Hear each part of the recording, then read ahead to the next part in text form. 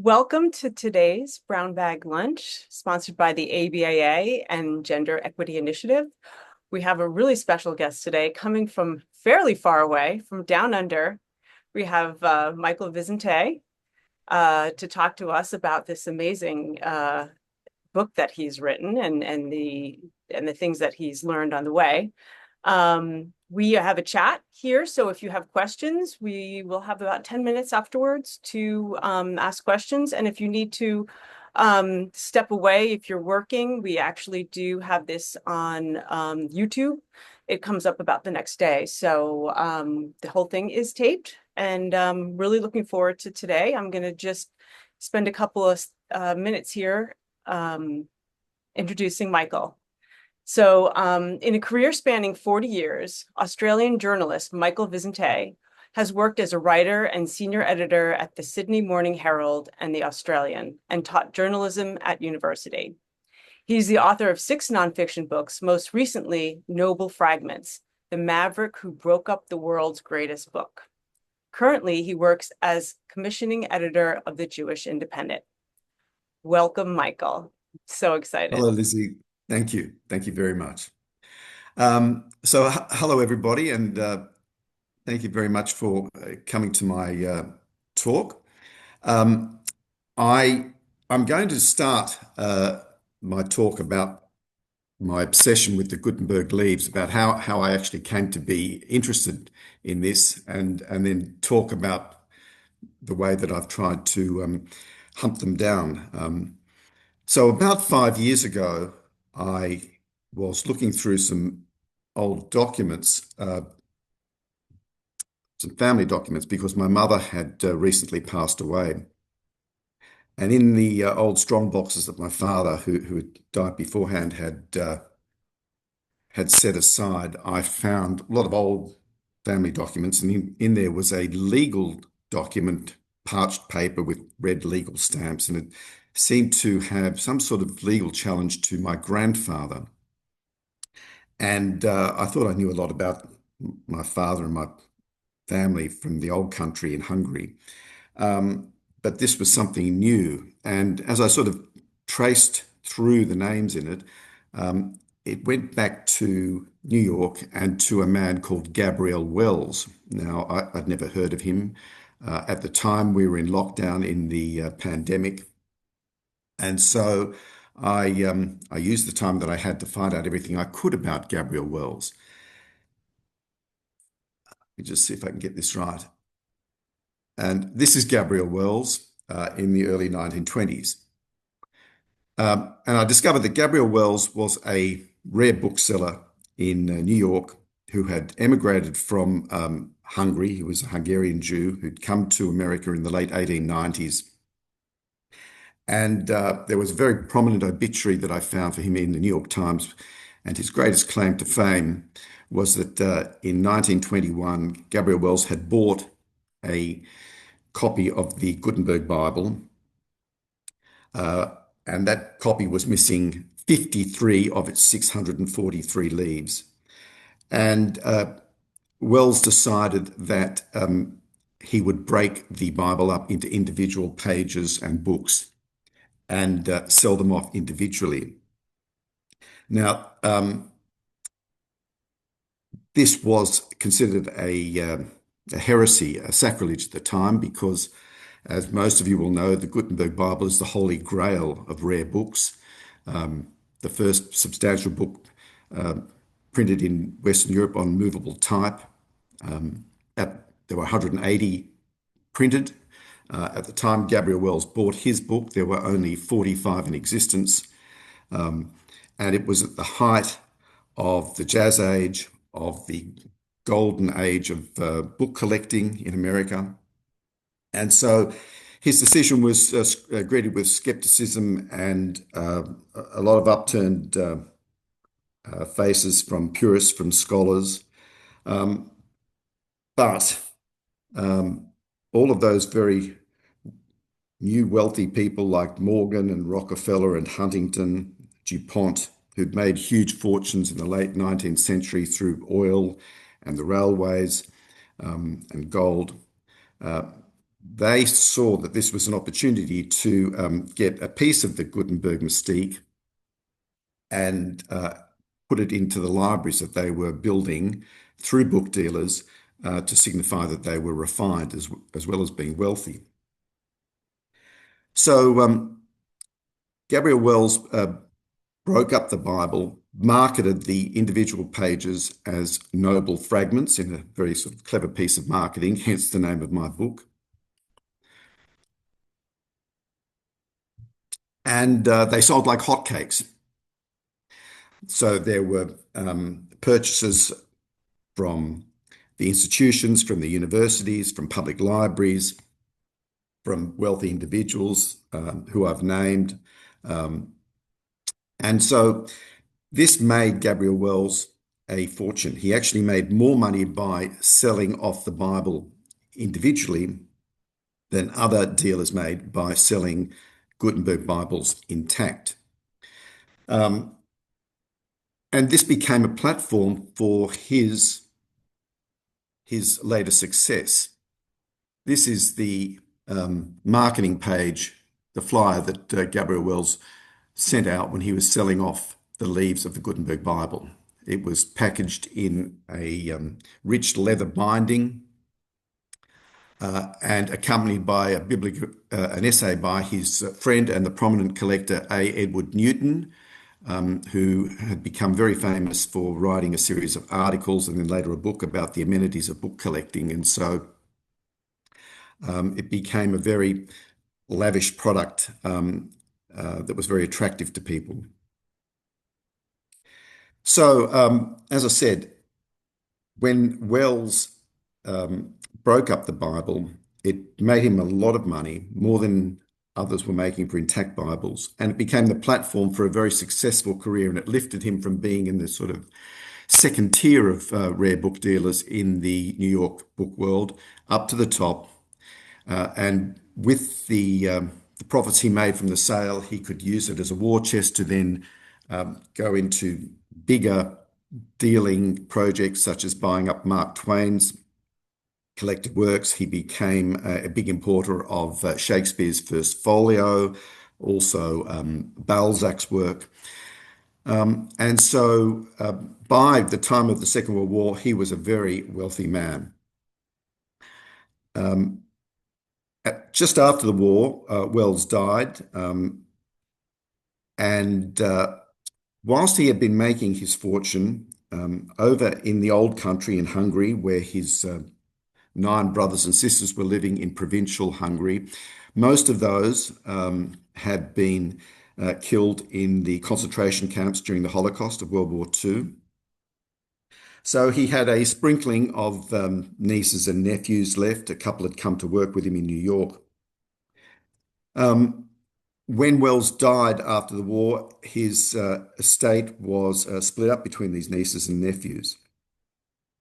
And this is where I'll now switch briefly to my family. So my family also came from provincial Hungary, and they ran a delicatessen, my father, my grandfather, and grandmother, in a small town about 100 kilometers from Budapest. And as provincial Jews, they, like all of the others who were living in the provinces in Hungary, were deported when the Nazis invaded Hungary in 1944. They were deported to ghettos, and my grandfather was taken to Mauthausen. My father and grandmother were taken to Auschwitz. My grandmother was killed in the camps. My father, who was 14 at the time, an only child, returned, had a reunion with my grandfather in their town.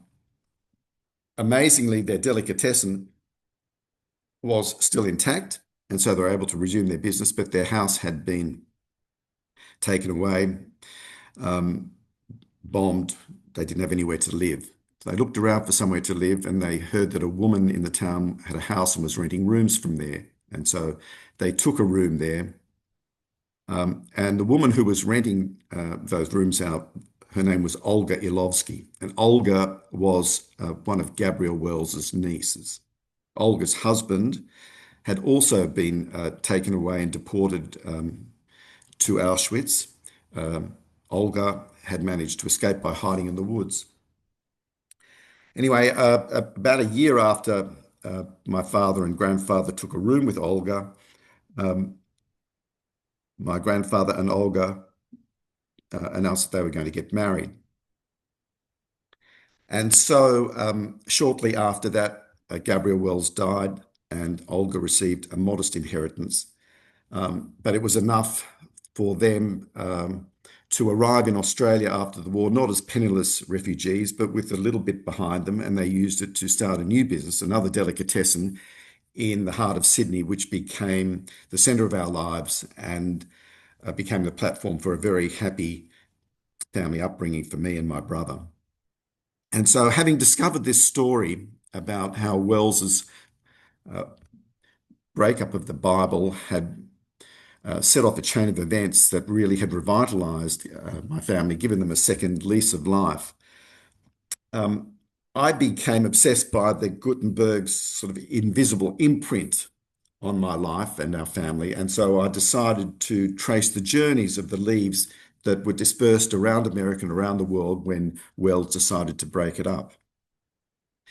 And that these two intertwined stories are the narrative of my book, Noble Fragments. So what I'd like to do now is to talk about some of the quests that I've made for the leaves and some of the stories that I've discovered around them in trying to track down what has happened to, well, there were 580 leaves left out of the 613. And to the best of my knowledge from scholars, there are about the whereabouts of about 400 have been documented in a census. I think I have sort of stumbled onto or learnt the stories of about a quarter of those and still going.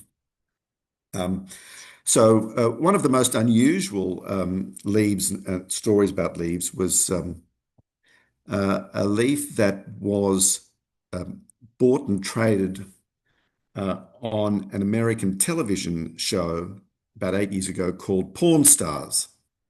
Now, that's Pawn stars, not the other spelling of the word.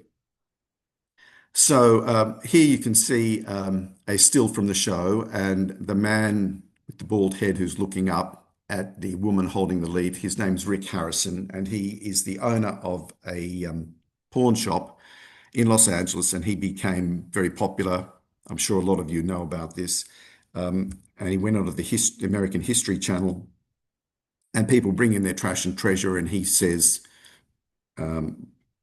he'll buy it if it's worth something, and then they do a deal on TV. So this was very unusual because, as you would imagine, most rare books and manuscripts and artifacts are traded in a much more genteel, less public way, over the phone, in an auction room with a shake of a hand or a nod or a message from a finger that's raised.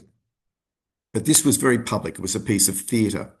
And what had happened was that a rare book dealer, Adam Weinberger, had heard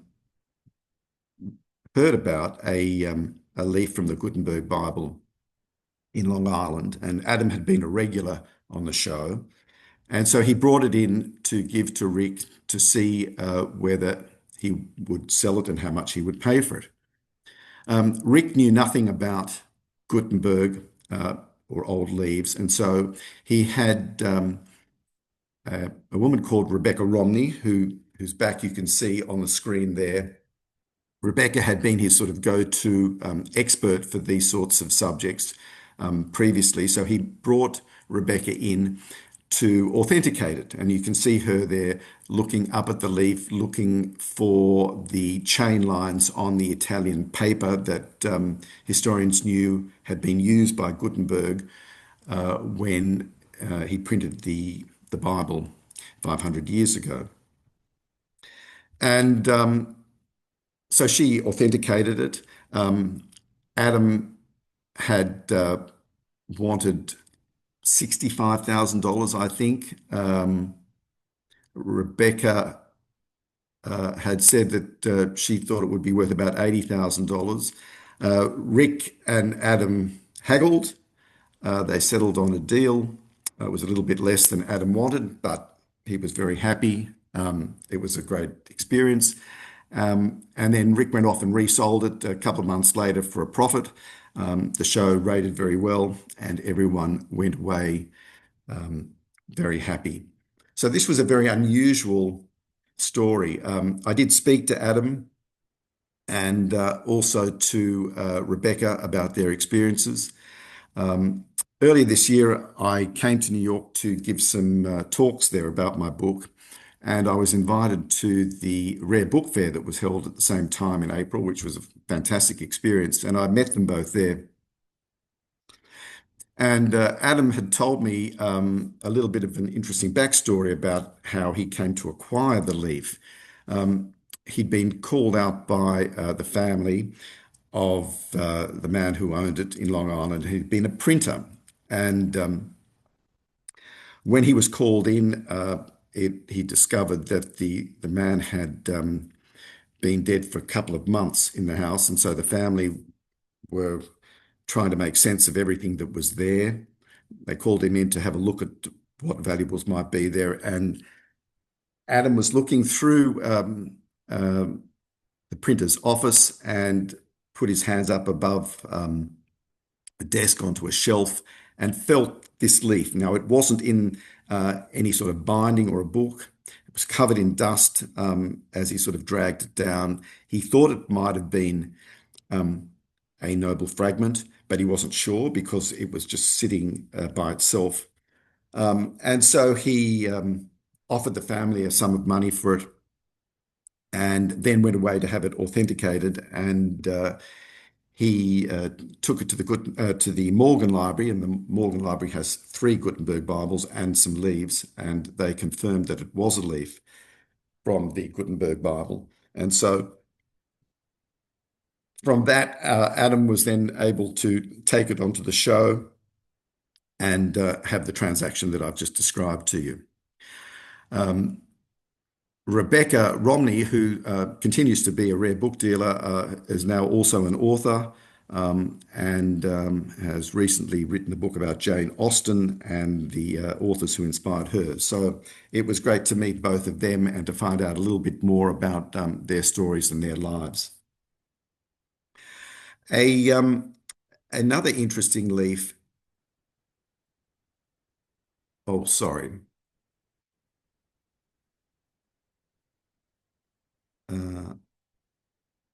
I'll try to make that bigger. But anyway, you can see there a photo of Vladimir Putin, and on his right, a man whose name is Viktor Medvedevchuk. So the reason that they're in front of you is that about 10 years ago in Ukraine, Mr. Medvedevchuk, who was a politician in the Ukrainian parliament, held an impromptu media conference and declared that he had purchased a noble fragment of the Gutenberg Bible. Now, this was quite a shock to everybody in the rare book world. The Ukrainian government had decided to do an audit of its politicians' personal assets for them to declare them so that there would be no conflicts of interest. And Medvedevchuk, who was Putin's man in Ukraine, and Putin is in fact the godfather of his daughter, came out of nowhere and said, "I've got a noble fragment." And of course, there was great skepticism about this. People wanted to know where he got it, how he got it, what its provenance was. Could he prove that it wasn't stolen, because he was not held in very high regard? Medvedevchuk waved everybody away and said that he had bought it for the glory of Ukraine and he would not entertain any queries or doubts about the authenticity of how he had acquired it. Before any more could be found out about it, Russia invaded Ukraine, as you know, and Medvedevchuk was arrested and all of his assets were seized, including 20 cars, multiple apartments, luxury yachts, and all sorts of other high-end goods, but nobody found the noble fragment. So he was arrested, but early in the war, he was transferred back to Russia in a prisoner swap and has become since a propagandist for Putin and is writing for him again, but nobody knows what has happened to that leaf. I did get in touch with um, journalists and also art historians over there, but nobody was able to shed any light on it. One of the more interesting conundrums that I faced when I was hunting down the leaves was, there we go,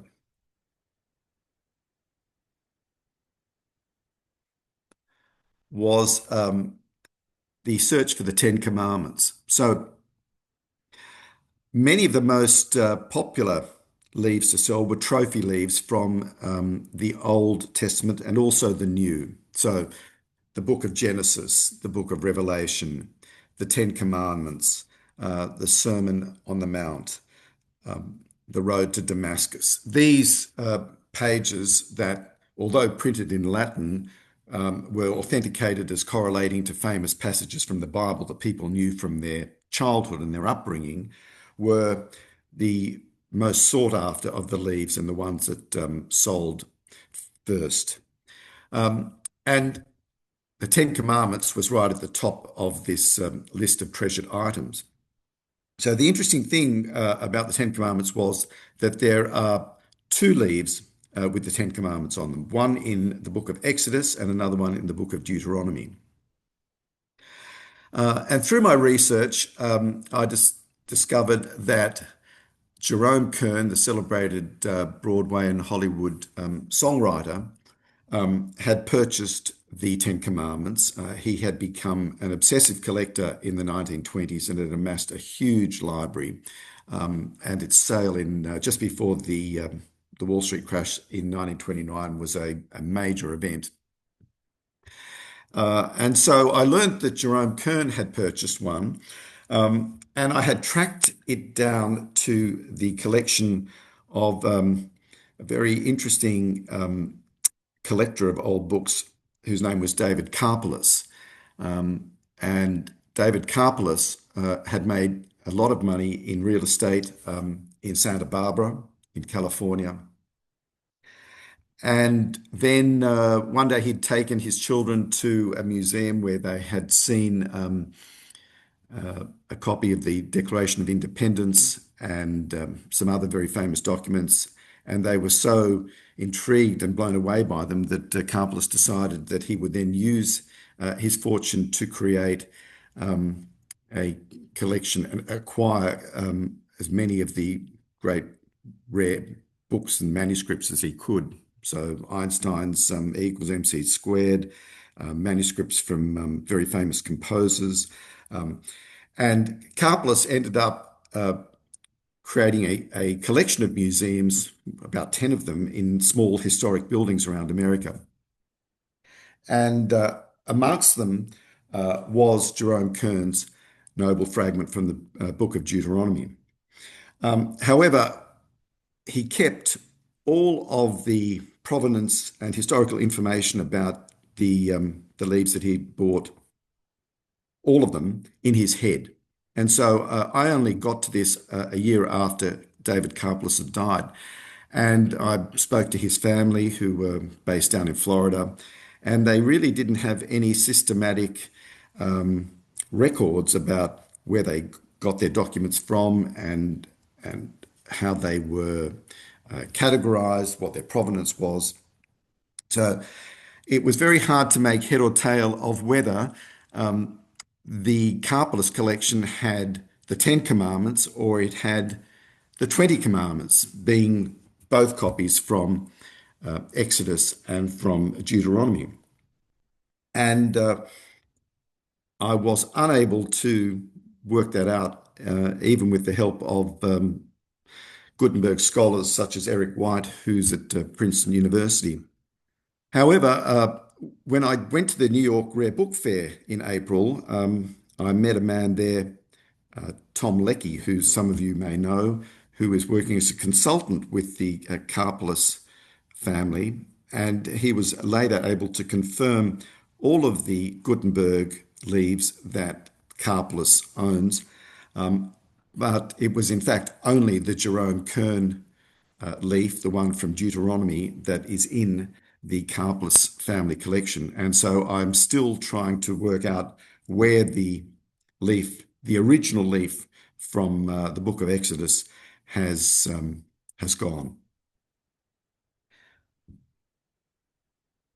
Now, this is Esther Halleck, and Esther Halleck married into the DuPont family. Esther Halleck was one of the early purchasers of the leaves when Gabriel Wells broke up the Bible in 1921. And Esther DuPont, as she was then known, purchased the Sermon on the Mount. And she had a very strong affinity with the Bible because her father had been very religiously minded. And when she was a child, he had taken out a contract to print Bibles, excuse me, for the American government. So Esther DuPont bought the Sermon on the Mount, and when she died, it was passed on through the DuPont family to another very wealthy family, the Getty family. And the Getty family took it over to an estate and library that they established in England, just outside of London, called the Wormsley Collection. Anyway, about 2 months after my book was published, I had an email from the curator of the Wormsley Collection with some what he called very shocking news. And the news was that the leaf that they had, the Sermon on the Mount, was actually not the Sermon on the Mount, but was the less well-known Sermon on the Plain.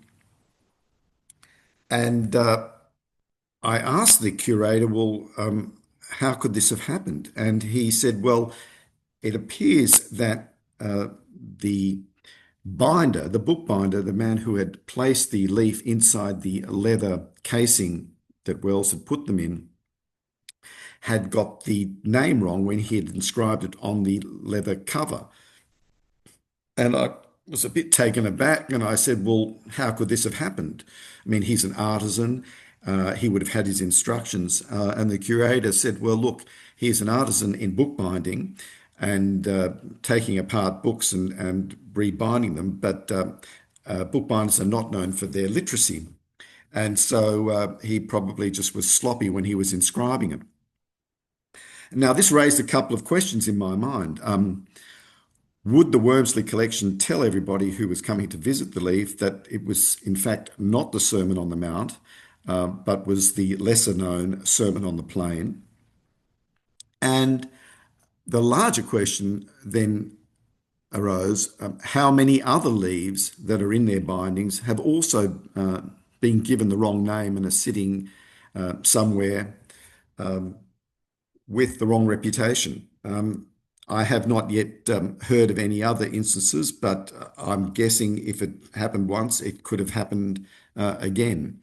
As it turns out, the Sermon on the Mount has been sitting in Colgate University in upstate New York for the best part of 90 years, untouched in the library there. So if anybody is interested in going up to see it, there it sits, and it is testament to the fact that the original diligence that goes into inscribing and binding books is of the utmost importance. Now,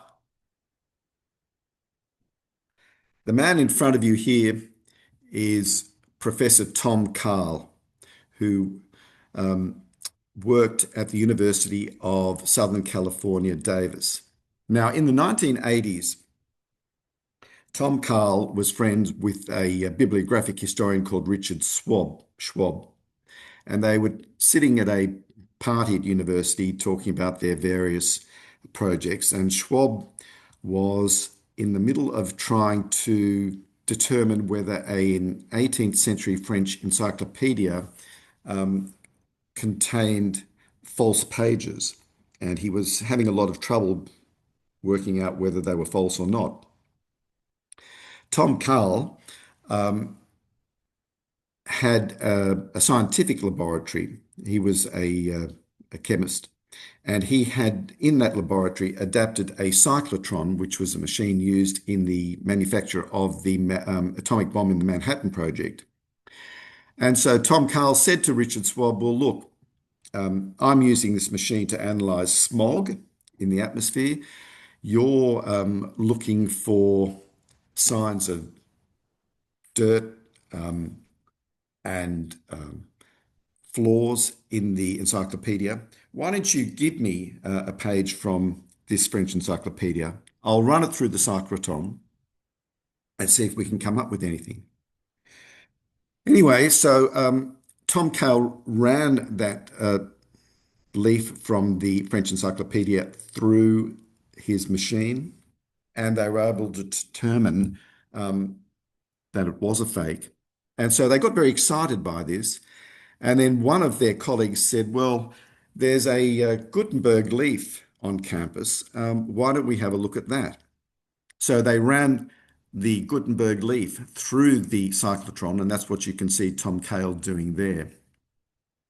And as a result of this, they then found an entire Bible, which they put through the machine, and they came up with some very startling discoveries. Now, these weren't necessarily original, but some of them were building on work done by scholars beforehand, and then some of their discoveries were then authenticated by scholars later.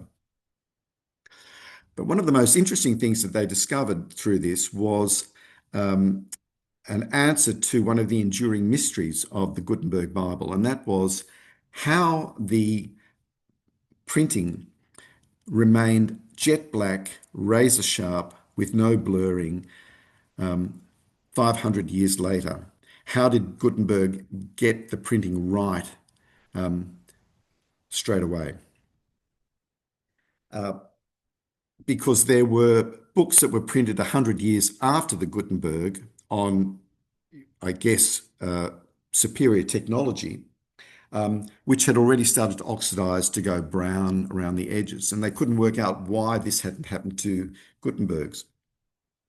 Anyway, Carl and Schwab and associates discovered that Gutenberg had not used carbon-based ink, as had been commonly presumed, but had been using an oil-based solution. And this was consistent with what the Renaissance painters over in Italy were using at the same time in the 1400s when they painted their great masterpieces. And so it was the fact that Gutenberg used an oil-based solution that allowed the black to remain intact and didn't oxidize. They also learned through running the Noble Fragment and the Gutenberg Bible through the cyclotron that that each leaf from the Bible and sets of leaves, quires, which were 4 leaves at a time, had their own chemical signature. And from that, they could tell that the leaves were printed in batches and not necessarily in sequence. And so you could have a page from the middle of the Bible that had been printed before the book of Genesis. They could also determine which crews of production workers had printed which group of quires of the leaves. So it was quite startling because, in a sense, they realized that Gutenberg had been an early, very early adopter of a production line, the innovation that made Henry Ford very famous when he started producing Fords. So look, before I finish, there is one other leaf that I want to talk about. And it relates to the leaves that I discovered in my own country in Australia. So, sorry, I'm just trying to get this bigger. Okay. So the leaves were dispersed all around the world. They went to Scandinavia, they went to Asia, to Central America, all around England and Europe. And about 10 or 11 have fetched up in Australia, most of them in public libraries and universities. And the State Library of Victoria has a noble fragment, so does the National Library of Australia.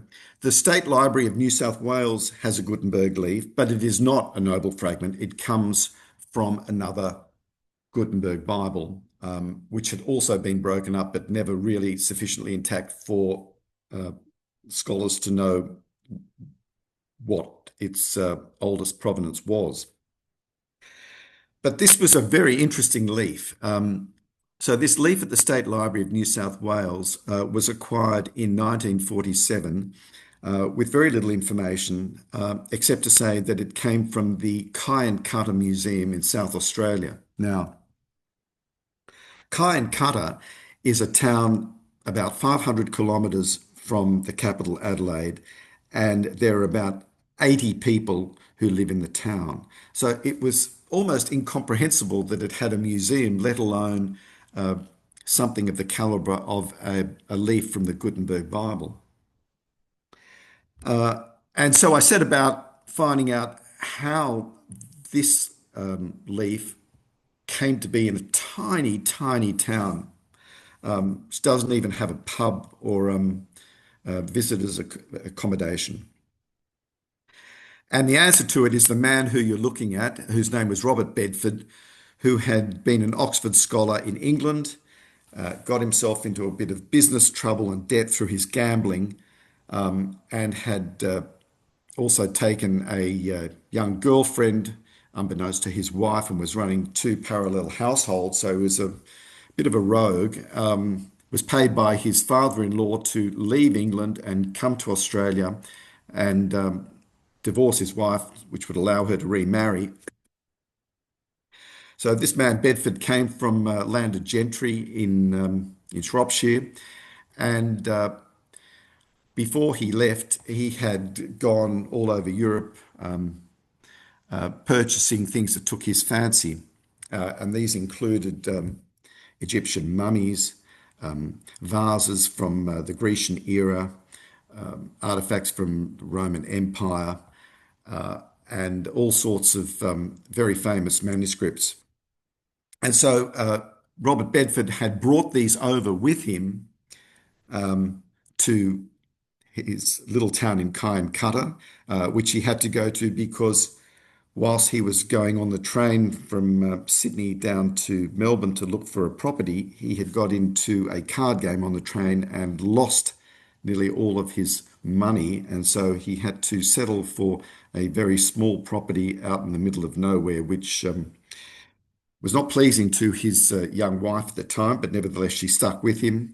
And he then created a museum and library to house all of his precious artifacts.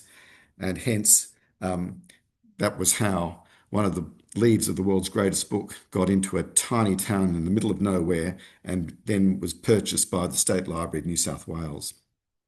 Look, I'm going to leave it there now because there are other stories, but I'd like to give you time to ask me questions if you have any. And so I'll look forward to hearing from you. Thank you so much, Michael. That was quite amazing. I'm going to wait for some questions to come up, but my first, what was the price of each, the original price? So when Wells sold them off in 1921, they were $150 for a perfect leaf, and $100 for a leaf that was flawed or had a wormhole or markings or may have had the large rubricated letters cut out and replaced by a facsimile. $100 at the time was a month's wages for an ordinary working man. So it was a very expensive endeavour. And hence largely for wealthy East Coast institutions and collectors. Right, right. Anna Marie Holland asked, missed one figure. How many were distributed with bound text? And could you provide the census reference to the 400 documented? Um, if Anne Marie means how many were distributed within the leather binding, they would have all been distributed like that when they were sold off. But then, as they were sold and reacquired by other people, some would have, I guess, taken them out of the binding for whatever reason. They didn't like it, or they wanted to consolidate it in a different way, or the binding had been damaged.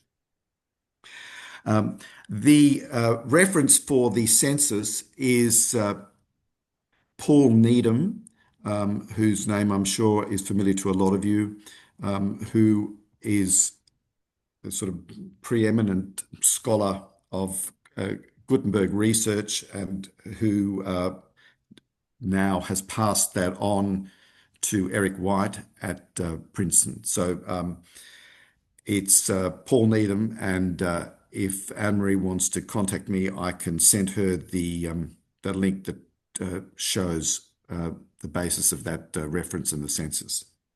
Great. Ronson Page says, forgive the rudimentary ask. Is this only the instance of a Gutenberg Bible being broken up, which I guess is not true because you started talking about another one, but.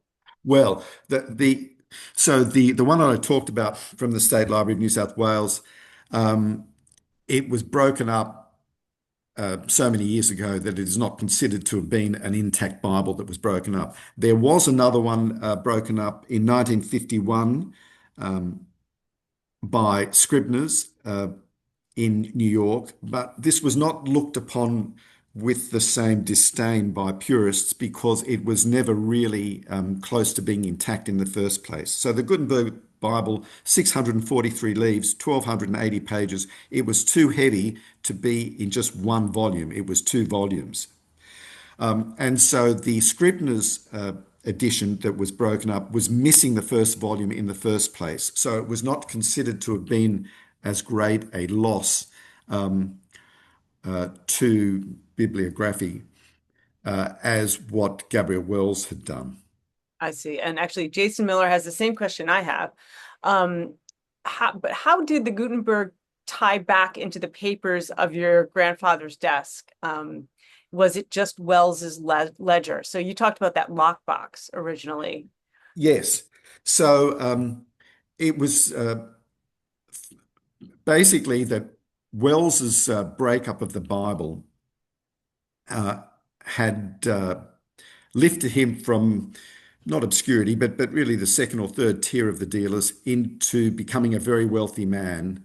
And it was a very celebrated process. And so if he hadn't have done that with the Bible, he would have basically remained an also-ran of a dealer. And so he wouldn't have had a fortune when he died.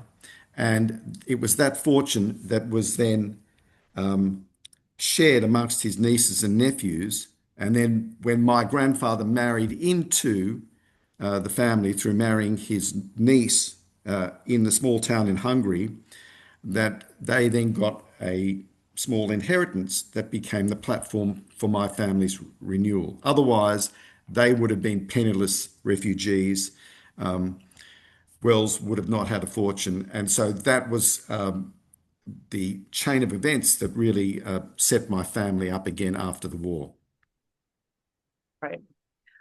Quinn Ferris asks, of the noble fragments that you've seen, have there been any that were in multiple sheets that were unbound, books or quires?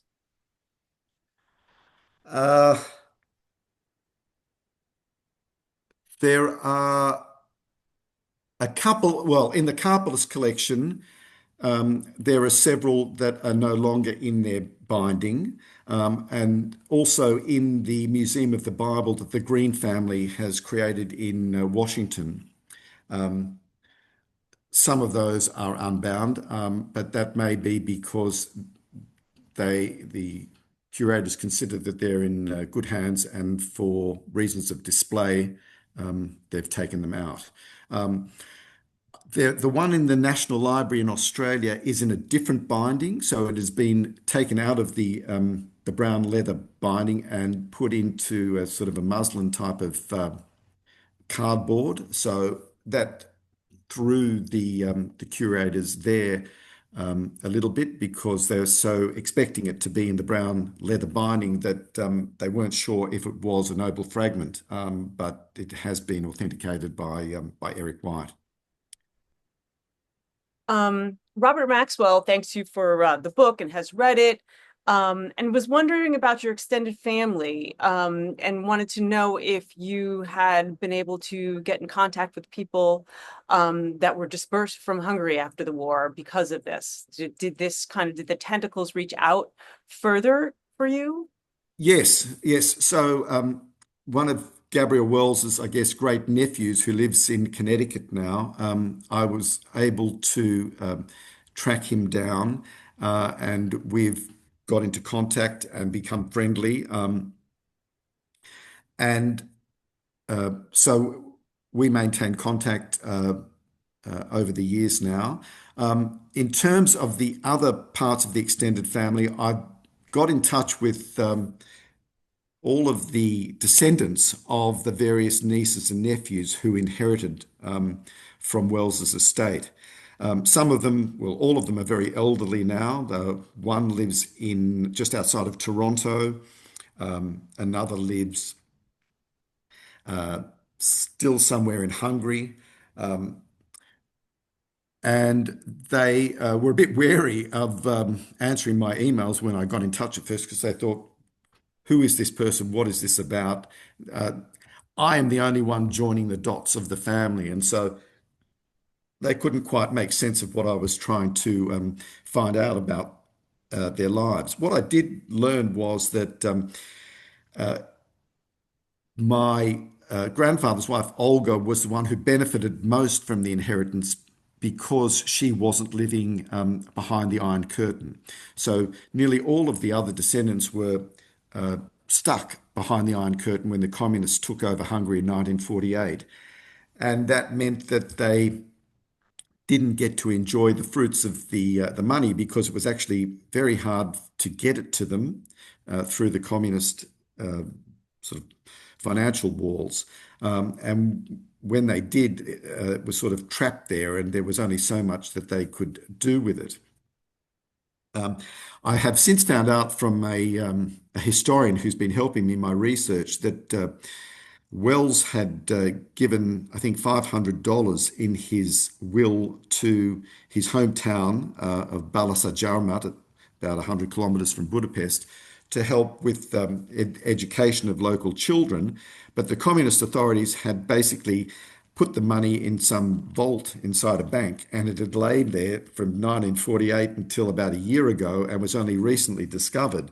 And so you can imagine what a loss that's been to the youth of the town there. It could have been used for all sorts of purposes and would have been very large pot of money now, but it's just been sitting there in a bank vault, and I think has only recently been used to help children with their education.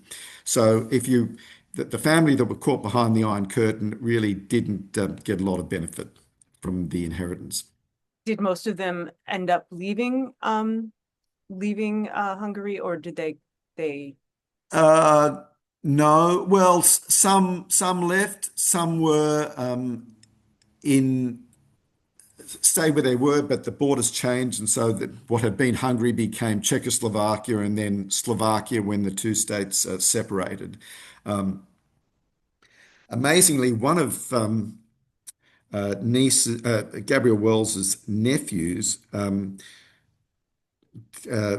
basically left New York and went to live in Russia with his wife. And never left. He was put in a gulag. His wife was put in a gulag. They were eventually rehabilitated and went to live in Moscow, and then they raised a son there. And so there was a reverse journey from the new world to the old world, and they've got a son living there somewhere who's a doctor and has been brought up a Russian and probably is completely unaware of the story that I've told you. That's amazing. Dawn Albinger wants to know, have you had a look at the Gutenberg leaf currently with Douglas Stewart Fine Books in Melbourne? Oh, yes. Yes. I've spent a lot of time talking to Doug. Uh-huh. At the end of our first interview, he invited me to buy a leaf. And I had wondered whether the whole conversation was really built up to trying to sell me one. But he's been a font of knowledge to me and has told me all about the various leaves that he's bought and sold over the years. Wow. So that's been great. When I was in New York, I went to the Morgan Library, and John Farquhar gave me a private tour of the three Gutenberg Bibles that were there. So that was fantastic. So I've really caught up and seen a lot of whole Bibles now, as well as individual leaves. You've seen a lot. Jeff Yeah, actually asks, do you know how many of the initial letters on the leaves were replaced with forgeries? Columbia University's copy of the Book of Revelations has a large replaced area. that's right. So I'm not sure what the exact number was, but that reference to uh, Peachy, who was the conservator who talked about the forgeries of those capital letters, was scathing about Wells. I mean, they were facsimiles. Well, one man's forgery is another person's facsimile. It was not uncommon in those days to replace letters, the rubricated letters, with facsimiles. Peachy, who was a purist, felt that Wells had not properly declared this when he was selling the leaves off, and that may well have been true. I don't know. I don't know the exact number, but I can give you a contact for Peachy if you want to, and you're welcome to email me, and I'll put you in touch with him. Excellent. I think we don't have any more. We haven't. If anybody has any more questions, please put them up, or we are going to sign off. So just I've just got one thing I'd like to say sure, before I finish. Firstly, sure. thank you very much for listening to me and for the interesting questions. Um, I One of the things I've done in my talks is to ask the audience at the beginning about how they feel about the breakup of a famous book, especially a Gutenberg Bible. Do they feel now that it is a sacrilege and that it was a crime against history and against book printing to take the greatest book in the world and effectively break it up and make it not a book anymore, losing its identity? Or are they more sympathetic to the fact that now the leaves are available to many more people in public institutions and not just the preserve of a few wealthy collectors?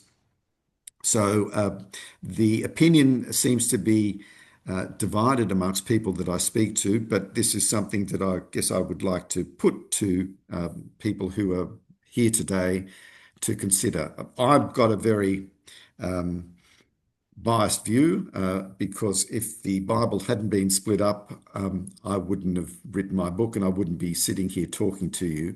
But there may be other people who've got different views about it. Again, thank you very much.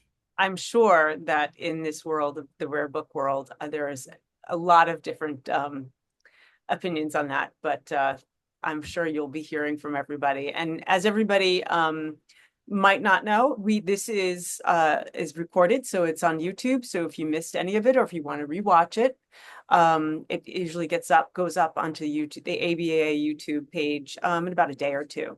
So And so, look, I'll just hold up the book here. I'm sure some of you are familiar with it, and I hope have read it and enjoyed it. For those who haven't, you can buy it at independent bookstores and bookstores everywhere and they online. wanted to know if it was available on bookshop.org, which I think is part of like independent I bookstores. think it is, yes. Okay, thank you. Well, thank you so much for waking up with us. It's I guess it's around 7 o'clock in the morning your time. So The sun's up. It's a lovely day. So thanks so much, and thank you everybody for coming. And we will see you next month.